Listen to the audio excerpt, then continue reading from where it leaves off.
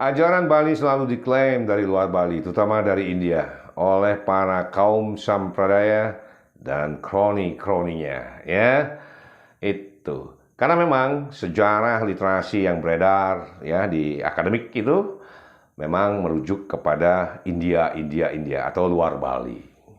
Oke, fine. Kami tidak senang berdebat soal sejarah. Karena kami seminggu yang lalu aja kami lupa ya, apalagi ribuan tahun. Tapi kami punya satu argumentasi untuk membuktikan bahwa ajaran Bali genuine dari Bali. Yang pertama nih, itu ya. Jadi orang Kalingga yang di Odisha itu, di India, ada satu ritual namanya Bali Yatra. Ritual ini untuk menghormati para leluhurnya yang melakukan perjalanan ke Nusantara ya sampai Bali ya. Itu sekitar 2 abad sebelum Masehi. Bayangin tuh sebelum Masehi ini, 2 abad sebelum Masehi ini, orang Kalingga Bali ini. Nah, itu. Jadi kenapa dinamakan Bali Yatra? Kenapa enggak Jawa Yatra? Kenapa enggak Sumatera Yatra? Kenapa enggak Cina Yatra atau tempat-tempat lain yang dilalui itu? Kenapa? Secara akal sehat, seseorang mengalami satu momen atau memiliki pengalaman yang luar biasa, indah, bagus, religius, maka kecenderungannya adalah mereka akan selalu mengingat momen itu dengan melaksanakan satu ritual misalnya. Dan sampai hari ini nih, Bali Yatra masih berlangsung tuh di Odisha sana tuh, ya. Jadi artinya apa lagi? Artinya Bali memang betul-betul indah, mengesankan dan religius. Ya. Yang kedua nih, Pura Pancering Jagat di Trunyan. Itu konon katanya zaman batu sudah ada. Zaman megalitikum. Tapi puranya nggak berbentuk seperti sekarang. Dan berundak lah. Dulu tuh bentuknya tuh ya. Yang bertanah di sana adalah ide Susunan Betara Datonta. Ya, dari nama aja nih Datonta. Dari mana coba? India, Jawa, Sumatera. Dan pertimonnya yang sangat pingit itu dari batu berbentuk wujud menyeramkan dengan penis masuk ke lubang batu juga. Itu jelas menunjukkan bahwa Linggam Yoni. Kalau zaman dulu disebut dengan, ada yang mengatakan di Desa Pedawu nih, itu Bali kuno juga tuh, Celak Kontong Teli Lugeng, ya. Ada juga yang mengatakan bahwa Celak Kontong Lugeng Luwih. Sama saja, Pursa Perdana, Lingga Yoni, Celak Kontong Lugeng Luwih. Siwa Buddha, sama, di Lontar Sutasoma tuh.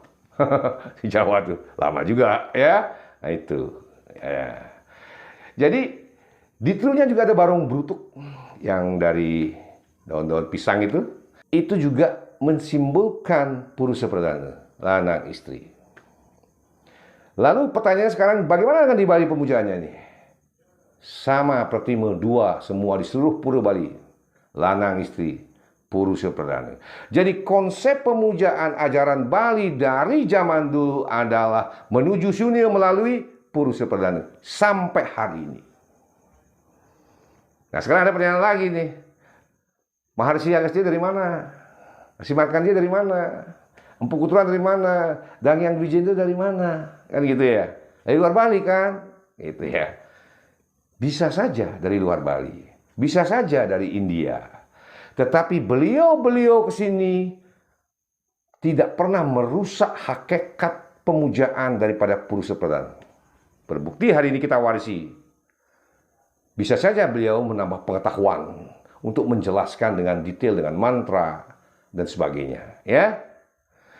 Jadi apa yang diwariskan oleh para resi semua ini, Wariga, Aksara, ritual Pancayadnya, dan sebagainya yang tata titi agama Aceh-Acehan Bali itu, tidak ada di seluruh dunia dan di belahan bumi manapun kecuali di Bali. Jawab itu. Ya. Itu. Dan mereka para guru suci ini moksa semua di Bali. Artinya apa? Bali tanahnya sangat suci. Ada lagi Stuti Setawa pendeta Bali itu. Mantra ini memuliakan kepada 30 guru suci, orang-orang suci yang sudah mencapai Siddha. Siddha itu moksa. Jadi urutannya kalau mempelajari cenana ya spiritual tuh, Sakti, Siddhi, Siddha. Juga di Bali. Jadi bagaimana mungkin ajaran Bali dari luar Bali?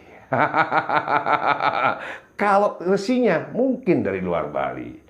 Tetapi beliau mewariskan ajarannya sampai hari ini tidak ada di seluruh dunia, di belahan bumi manapun. Ya, jadi megetih Bali jangan mengagungkan ajaran-ajaran luar. Ya, tidak ada satupun ajaran Bali yang sama dengan di Bali. Sekalipun ada mirip sedikit, kenapa harus datangnya dari tempat yang mirip itu? Contoh India, ada mirip mantranya nih. Kenapa harus dari India? Bisa jadi dong India jiplak dari kita.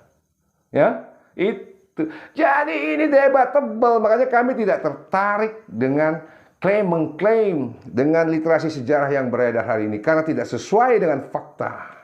Oke, sampai di sini semeton. Semoga paham, terutama yang megetih Bali, nak Bali, agar tidak mudah direcoki oleh retorika-retorika literasi, kemudian tafsir-tafsir sloka dan mantra yang mengarah merendahkan ajaran Gama Bali.